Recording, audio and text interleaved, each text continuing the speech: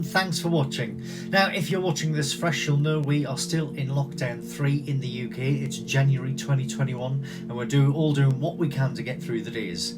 Now, back in the balmier climes of summer 2020, shortly after lockdown 1 had ended, I thought it would be a great idea to interview industry professionals to help give you an insight on how they got started, things you should know, and tips for any budding new performers. So I hope you enjoy this, and don't forget to watch until the very end, where you'll get to see one of Kelly's very first TV appearances at the tender age of 5. Enjoy.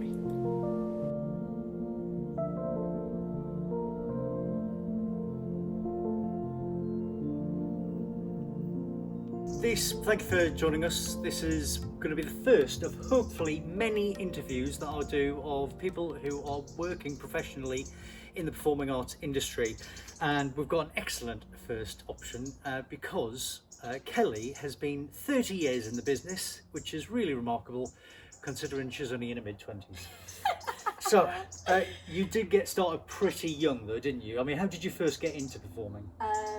I kind of didn't have a choice and fell into it actually.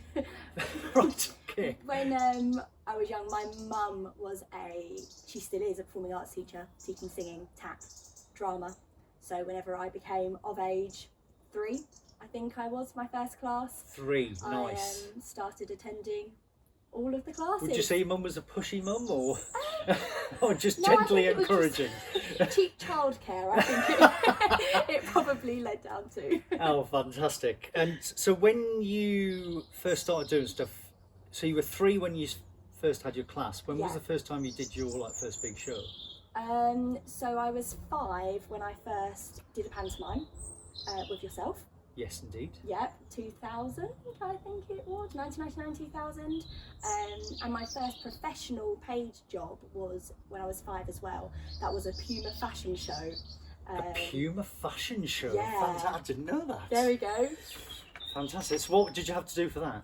I remember hating it. And I remember my mum was a pushy mum then, saying, come on Kelly, you've got to do it. And just dressing up in all of this sportswear. And having to walk down a catwalk, strike a pose, hands on hips, turn around and go back. But yeah, that was my first professional paid job. Fantastic. Oh, now, and just to kind of put it into a bit of context, when we did pantos together, so it was at the Hall of Playhouse, a full audience was 440 people. Yeah. So at the age of 5, and you actually had a line, you had a gag as well, so you had a lot of responsibility put on your little 5-year-old shoulders. That's right, I had a microphone and everything. Fantastic, brilliant. So obviously you got into it fairly young, and you had your mum who was kind of guiding you through your early years. Yeah. But where did you get your the rest of your training from? Okay, so I continued going to Making Steps Performing Arts. Right up until I was 18. Throughout that time I started to attend Phoenix Theatre Arts, and I wish that I went to Performing Arts College, but in my head I was like, no, it's fine, you're going to stay at school and you're going to go to sixth form. So I stayed at sixth form and I didn't actually go to any occupational college or school as such, and when I left school I got an agent and just started working really hard, doing online courses, anything that I could to try and get places without going to college. Yeah. And their qualifications. And have you spoken to people who've gone down that sort of performing arts college route? Yes. And how your careers have they gone pretty much exactly the same, or have there been differences that have made you regret it? It's been really varied actually. I would say 50% of people that have gone to college that I know have straight away left college and really boomed, got onto West End. And there's other people which have left college and they can't find anything, and they've really struggled because they want people that have got experience, which is such a shame. I remember one time actually I was on the train on the way to Holby City. Okay. And I bumped into an old friend who was attending Italia Conti at the time. Okay. And she was telling me that she's not allowed to go to any auditions or any outside thing because she has to concentrate on her training, which I completely understand. Yeah. And I remember her saying to me how jealous, and she really wished that she could be out there performing right now. I don't know what she's doing now, to be honest. Oh, wow. Whether she is still in the industry or not. But at that time, I kind of thought to myself, oh, I've done a good thing here. So what stop do you get off for Holby City then? Is it near Walford? Yes. Yeah, Yeah, it's same, fine, I thought. same set. Fantastic. All right, so you've done. Sounds like you've done a bit of telly then. So what have Yeah. over the course of your young years, what have been your performance highs? What have been the things that have really stood out? Okay, so with the Extras agency, I did a film called Rush, directed by Ron Howard, and it was fantastic being on set. with Chris Ron. Hemsworth. Yep, Yeah. yep, exactly. James Hunt. It was all Nicky set in Lauda the story. 70s. Yeah. Yeah. Costume, wardrobe was amazing, and just being on set with Ron Howard and seeing his directing skills, how he would look at things and give notes to people, I felt so privileged to actually be there and witnessing this. And that was probably the one where, and I was an extra in the background. You can't see me in the film at all. I'll still have a look. I'll still have a thank look. you. But just the experience of being there and witnessing this, I felt that was the first time that I was like, wow, I'm learning here. Brilliant. Just watching him. So that was a really big high for me. I started working at Chessington World Adventures. Yeah. They had actually, I went for an audition at Pineapple Dance Studios, and it didn't go well. But then afterwards, I had a little look on the list. It was I can't remember what it was for. I was going to say, I'd have to ask, why do you feel it didn't go well? What went wrong? Oh, I got cut. You First got cut? round, got cut. Oh, harsh. Yeah, harsh. and I still had like a whole day. I was in London. I was like, right, okay, I'm going to see what else is auditioning today. Had a little look, and it was Chessington World of Adventures. Where do you find that information? If you're like, So at Pineapple Dance Studios, right? They literally have an audition board, Oh, right, okay. so I could just So you can see exactly what else is going on. happening on that Brilliant.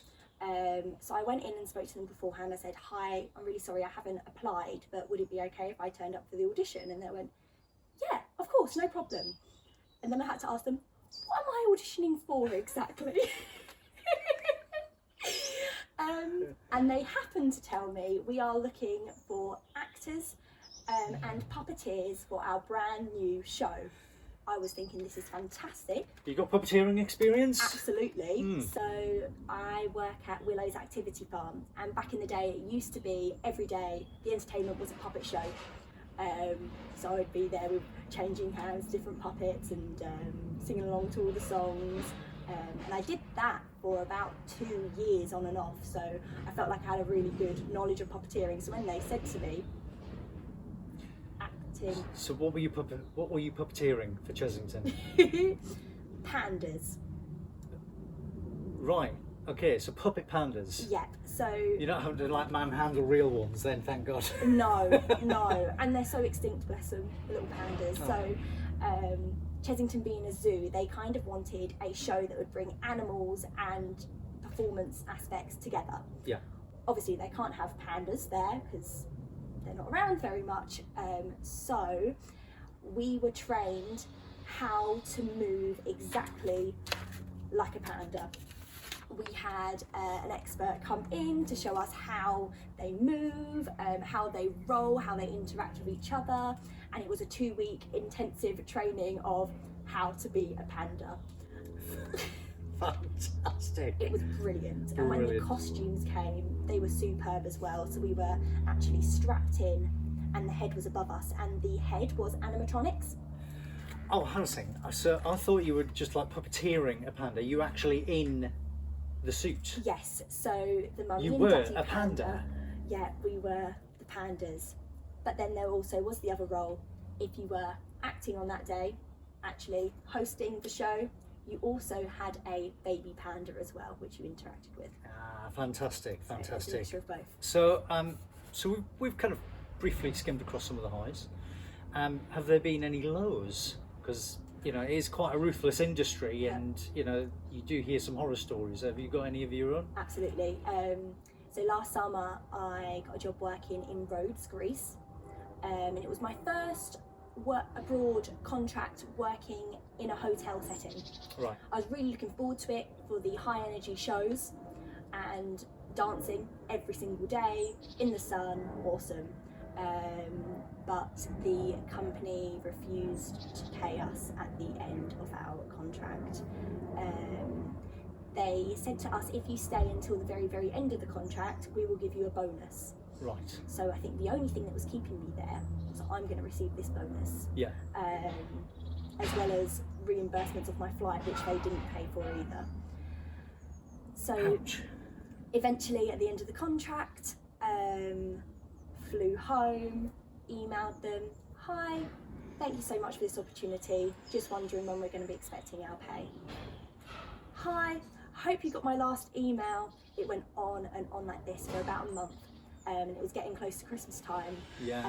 And luckily I know a friend who is a lawyer who managed to write me up a letter, and I had to threaten to take them to court, and that was the worst time. Wow. Just thinking that I'd spent 6 months in another country working for someone that For nothing. for absolutely nothing. Wow. Yeah. That's tough. That is tough. So, so obviously, you know, having an income is very important. You know, we all need money to survive. So, have you been fairly successful in, you know, being self-sufficient as a performer and paying the bills, or have you had to like do other things to keep the money coming in? Yeah, so teaching is a lifesaver. Right. Being a dance teacher weekly gets in the income, especially when you can't there is no work out there at the moment. Yes. Teaching is Yes. ideal. When teaching isn't around, then yeah, I've had to pick up other jobs on the side. I would never say that they were my full-time job. I would never want them to be my full-time job. So at the moment I'm caring. Right. Okay. Which is totally different to anything I've done before. Yes. But I'm enjoying it. It's something different. I'm still talking to people, being a people person. But I can't wait for the world to open up again. Yeah. Be able to. So just to kind of give a bit of context, today is the 12th of September. Yep. In that wonderful year, which is 2020. And at the minute we're still waiting on theatres to, there's rumours that some of the West End theatres are going to reopen, like Six and things like that, productions with small casts. But on the most part, the entertainment industry is still crippled and on its knees. Yep. With panto season looming, and there's no sign of pantos really. No. So at Christmas, do you find yourself particularly busy at Christmas? Yes, I'm quite lucky actually. Willow's Activity Farm, they get me back every Christmas to be an elf. Oh, lovely. And we do so many shows a day, and it is so much fun. And again, it is guaranteed on stage performing every single day. Going back to talking about the coronavirus and the lockdown, Yeah. We had to experiment a little bit and try something a little bit new. Right. Because with my company, Youth Create does parties. Right. Of course, children and family entertainment, doing children's parties every single weekend. Bit tricky in lockdown. All got cancelled, completely stopped, but we still needed some sort of income. So we started offering Zoom parties online. And how popular was that? Was that an immediate uptake, or did people have to get convinced? It was actually, especially when people realised at the beginning, there is nothing else. We cannot leave the house. What else can we do for my child to celebrate and still be with their friends and family? Let's get online. And the fact that there was a couple of characters there as well who did everything for the parents, it was ideal. It went down really, really well. So we were quite busy at the beginning of lockdown, Yeah. getting all that, but then slowly as things started to reopen again, people realised, oh, we can just go to the park and have a picnic instead. So did you have to adapt the business as society was gradually being unlocked? That's it. What did you have to do? So then we started offering doorstep visits. Right. Okay. So we just have one character that can attend the doorstep of the family, all social distance. We have a tape measure out. We've got everything. And that is with just the immediate family, because we've got the rule of 6 at the moment. Yes. So parents are willing to adjust their party so it's a smaller guest list, but a lot of them are postponing until next year. So some are prepared just to have anything rather than that's it. delay. I think people, they still want their child to have the best party ever. Yeah. And if they've promised a certain character, then that character is going to have to be there. Fair enough. So if there are any people out there probably crazy enough to want to get into this industry, yeah, and I have seen quite a few people online saying, I want to do this, how do I get into it? Yeah. Have you got any words of advice? Say yes to everything. Everything. Pretty much everything. At the beginning, you're trying things out. I remember a job offer came my way and they were looking for dancers who can rollerblade. I can't rollerblade, but I said yes to that job and I got it, and I spent a week learning how to rollerblade.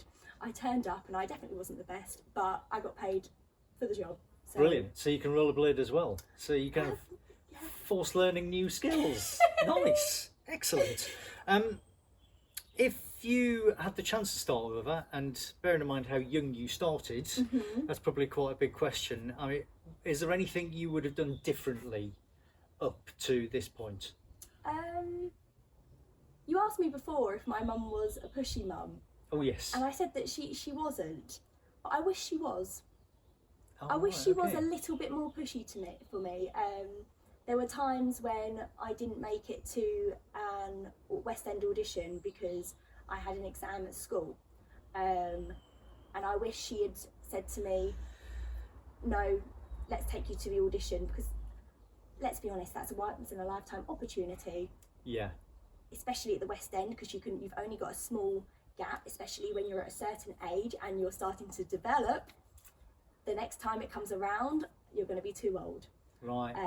So there were times like that I wish that she had pushed me a little bit more, but saying yes to everything and giving everything a go is my one bit of advice that I would tell everyone. Fantastic. Well, thank you very much for being my very first interviewee. That's all right. I hope it's been a painless experience. Yeah, it's not bad. Good, marvellous. And don't forget to subscribe to the channel if you want to see more and other stuff that I get up to. But thank you very much, Kelly. It's all right, you're welcome.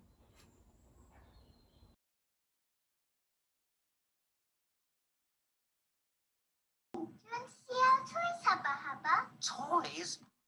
Oh, I'd love to. Oh, will you look, Hoobs? Jumper, jumper, jumper, jumper, jumper. Oh, I had no idea that toys were such fun, tiddly peeps. What else have you got to show me? Well, we could show you our new pet rabbit. We only got him today. He hasn't got a name yet. Would you like to name him Hubba Hubba? What should you do when you visit a foreign land? Well, you should travel, of course. Yes, you should go see all the special sights on the pink planet. What a hooble-dooble-duper idea! Yes, you can go on trains, or planes, or boats. It's everything. Oh, I can't wait! And when you come back to tell us how you got on, and can we invite all our friends to meet you? Abso-hooby-loop.